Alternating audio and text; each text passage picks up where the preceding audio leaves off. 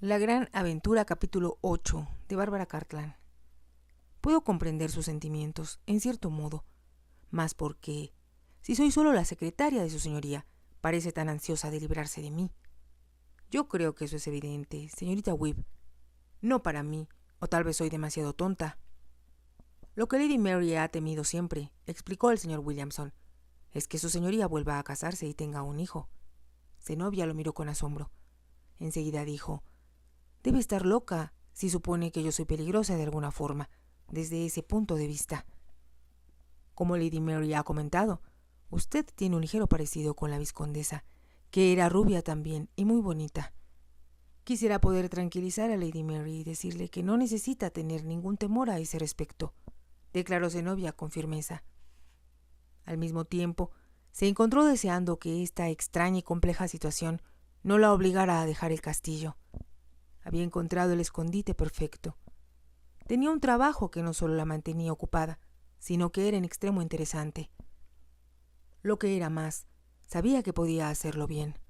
Sin duda alguna, Lady Mary, quien parecía un poco desequilibrada en lo que se refería a su relación con su medio hermano, no podía obligarla a irse. No tenía otra razón sino la de que se parecía a una mujer que tenía 11 años de muerta. Impulsivamente dijo al señor Williamson: ayúdeme, por favor, ayúdeme. Yo sé que me gustaría mucho trabajar para su señoría. Todas estas absurdas ideas, todas estas tragedias pertenecen al pasado. No tienen nada que ver conmigo o con mi trabajo. Estoy de acuerdo con usted, señorita Weeb, repuso el señor Williamson. Al mismo tiempo, tendrá usted que tener cuidado, mucho cuidado, en lo que Lady Mary se refiere. Zenobia no podía comprender por qué el señor Williamson tomaba tan en serio aquella recomendación. Sin embargo, le agradecía el que le hubiera dicho la verdad. Él la hacía sentir que si estaba en sus manos, la protegería. Cuando el conde mandó llamar por fin a Zenobia, la mañana estaba ya avanzada. Cuando entró en la sala del conde, Zenobia comprendió la razón de la tardanza. Estaba de pie junto a la ventana, completamente vestido.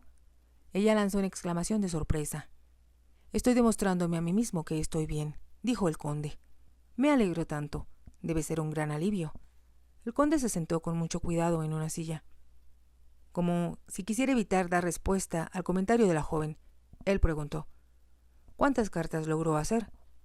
«Todas las que estaban en su lista de la India, y he escrito los nombres de varias personas más, que tal vez valdría la pena que su señoría les escribiera también». Zenobia le extendió al conde la lista al decir eso.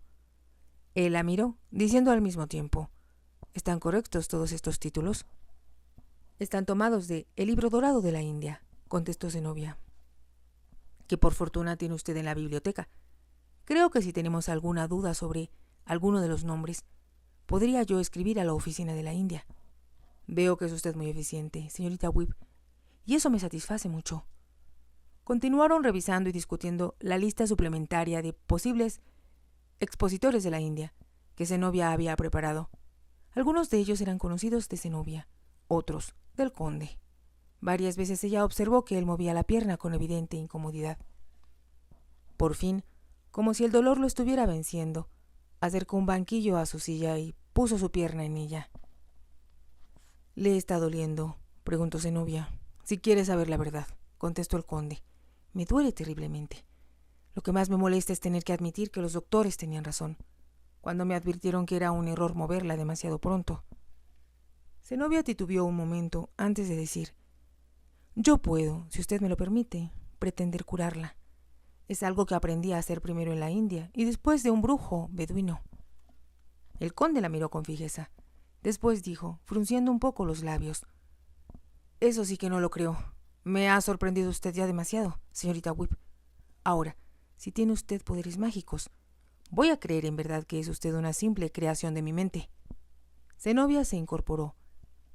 «No le prometo nada», dijo, «pero he tenido éxito en el pasado, y cuando mi padre sufría algún dolor, yo se lo podía quitar siempre».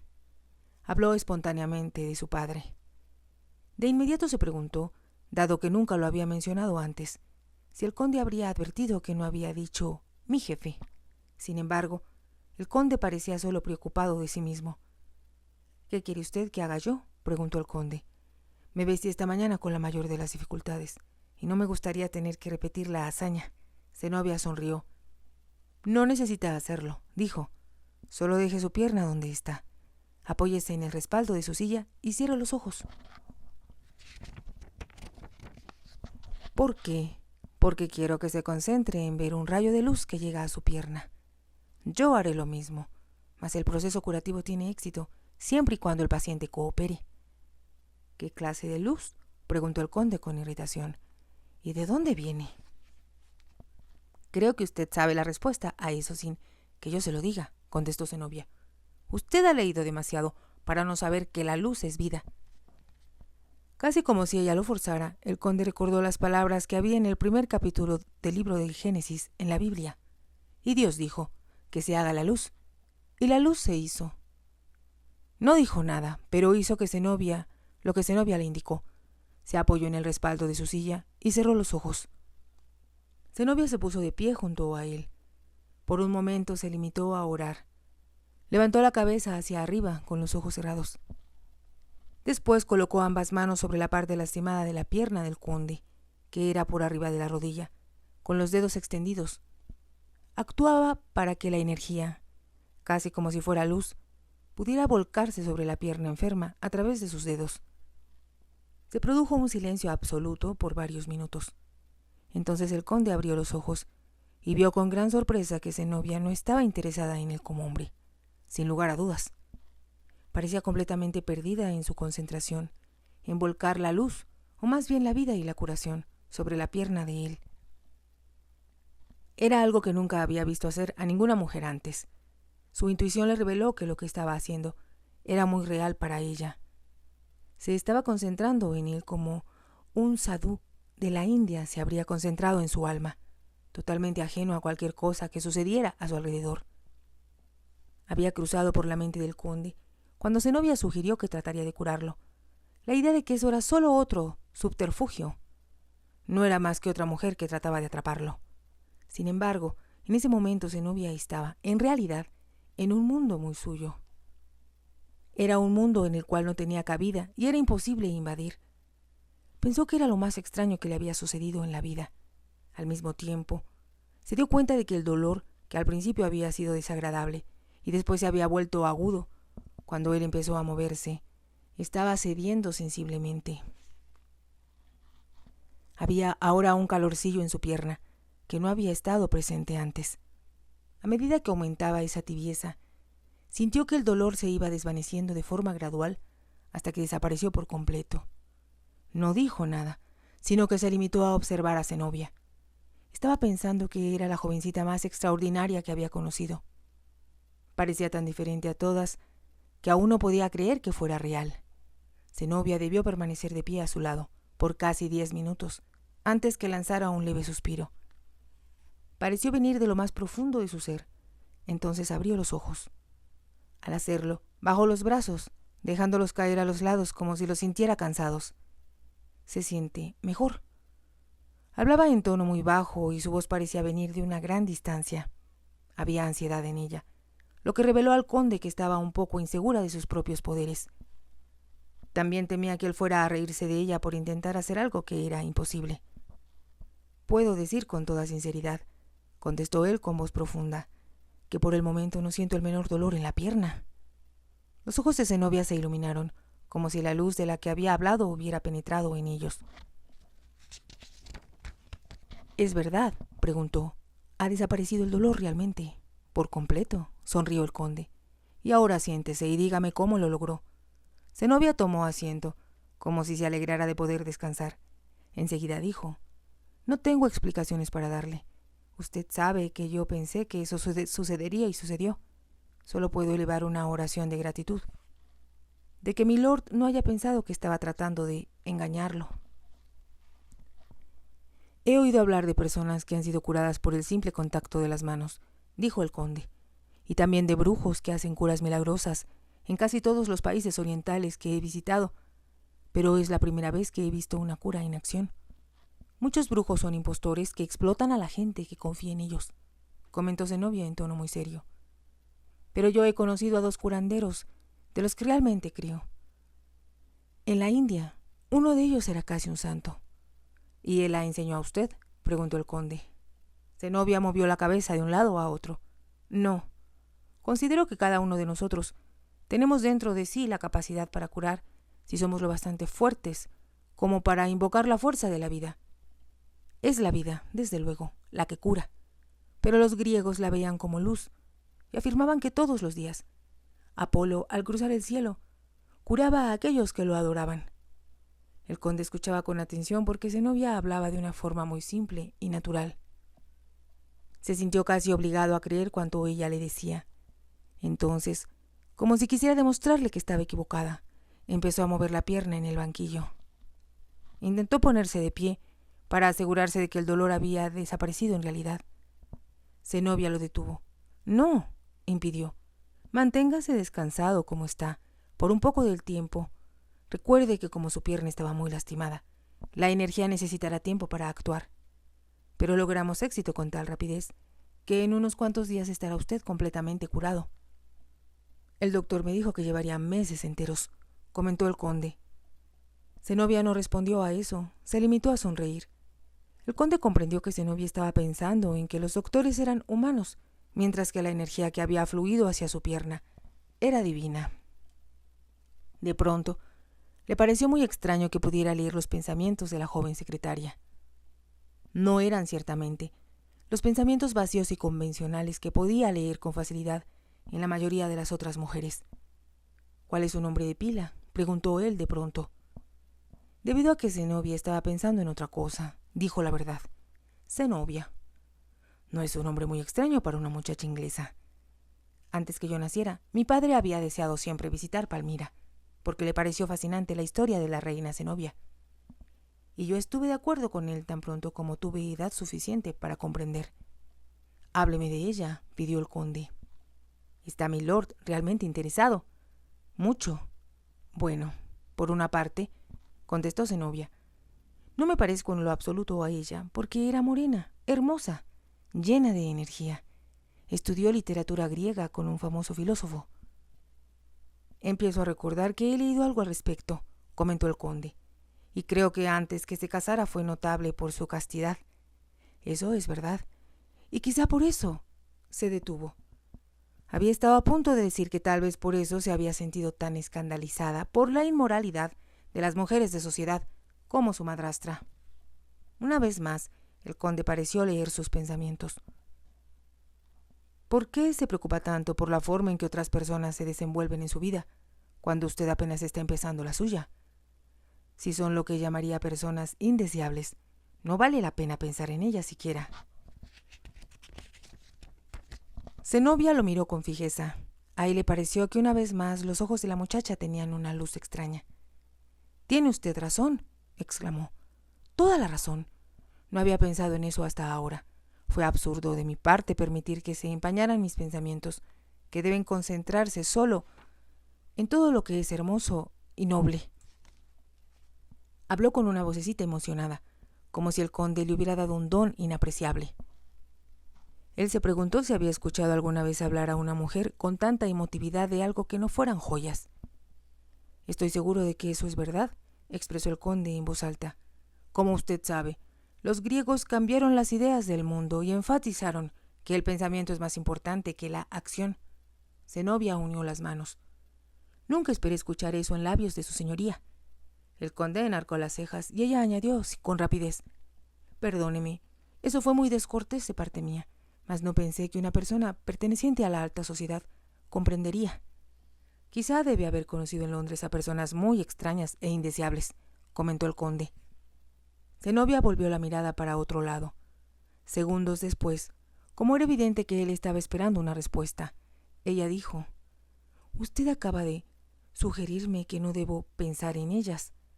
Hablaremos de otra cosa, y tal vez debamos hacerlo, sobre nuestro trabajo».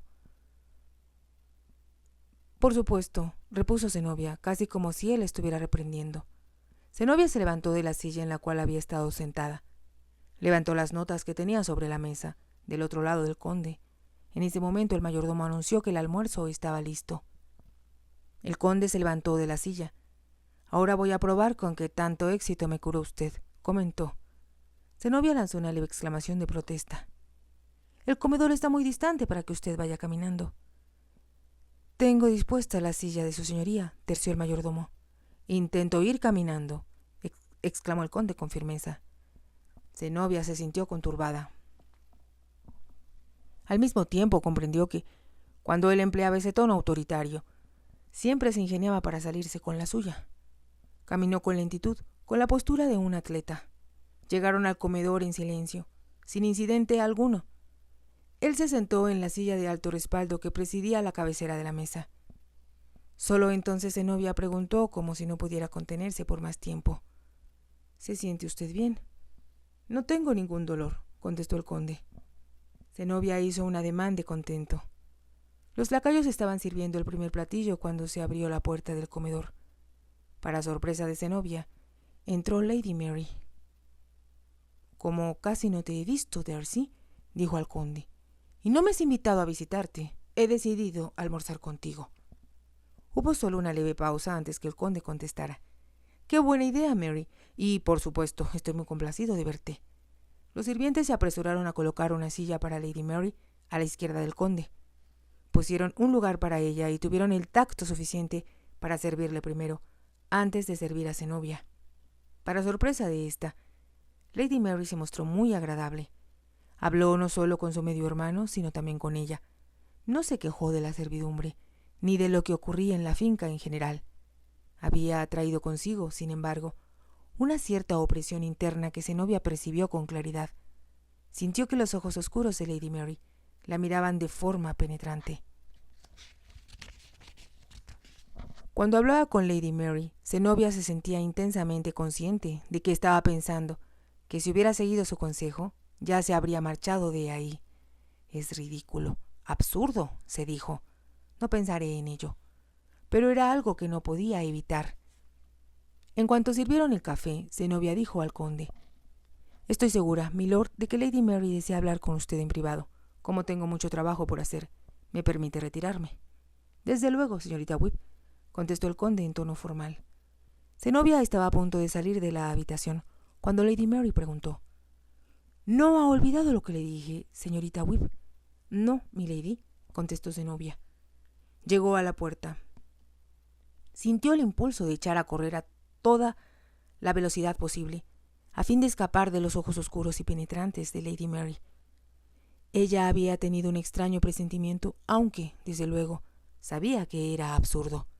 No obstante, mientras Lady Mary hablaba en tono festivo, sintió que estaba deseando que la asesinara a ella, como suponía que había asesinado a su esposa. «Debe estar loca», se dijo Zenobia. Estaba segura de que su soltería y soledad la habían desequilibrado un poco. Al mismo tiempo, sintió miedo, no de que el conde fuera a asesinarla, porque estaba segura de que él no haría tal cosa, sino de que, en alguna forma, Lady Mary se ingeniara para obligarla a irse de ahí. Ella no podía dejar ese escondite perfecto, ni renunciar a un trabajo del que estaba disfrutando. «Por favor, Dios mío, evita que ella interfiera», oró en silencio. De pronto, casi como si él estuviera junto a ella, se sorprendió hablando con su padre. «¿Por qué no puede dejarme en paz, papá?», le preguntó con el pensamiento. «Suponiendo que ella haga algo imposible de que yo me quede, ¿a dónde voy a ir? ¿Qué voy a hacer?». Se obligó a seguir buscando nombres en el libro del coronel Malleson, en lugar de seguir pensando Lady Mary. Por supuesto, Zenobia creía firmemente el relato que el señor Williamson le había hecho. Al mismo tiempo, no había explicado por qué la vizcondesa, por desdichada que fuera, se había arrojado por la ventana. ¿Qué ganaba con morir, sin importar lo mucho que le molestara a su marido? Tenía, en otros sentidos, una vida cómoda y agradable. Si era demasiado desventurada, siempre tendría el recurso de volver con su familia, o, cuando menos, hacer arreglos con el vizconde para que vivieran separados. Había demasiadas preguntas sin respuesta, pensó Zenobia. Entonces se dijo que el conde tenía razón. No debía pensar en cosas tan desagradables como esas. En cambio, debía dedicarse a descubrir lo hermoso que era el castillo pues no había tenido tiempo aún para ver los cuadros que colgaban de los muros. Ni había podido explorar los salones de recepciones que incluían, según Lucy le había contado, un enorme e impresionante salón de baile. Pediría al señor Hitchens que me lo muestre, pensó Zenobia. Entonces se estremeció al sentir que la puerta de la salita se abría y entraba Lady Mary. Yo esperaba encontrarla empacando sus cosas. Habló en tono de reproche. «Usted ha sido muy bondadosa, mi lady, al prevenirme», contestó Zenobia. «Pero como mi trabajo aquí es tan absorbente, no tengo intenciones de dejarlo». «¿Cómo puede ser tan tonta?», preguntó Lady Mary. «Su vida está en peligro». Observé cómo la miraba mi medio hermano durante el almuerzo. Lo conozco muy bien y estoy segura de que él ya está pensando que, por su enorme parecido con su esposa, también deberá usted morir. Se había acercado a Zenobia mientras hablaba. Bajó la voz y su tono resultó macabro. Zenobia no pudo evitar el estremecerse. «Lo pensaré», dijo con rapidez. «Le prometo, milady, que lo pensaré. Pero tendría que dar alguna explicación para irme tan repentinamente. Si te ha gustado, te invito a que te suscribas, a que me regales un me gusta y actives la campanita para que puedas seguir escuchando esta historia y muchas más. Gracias».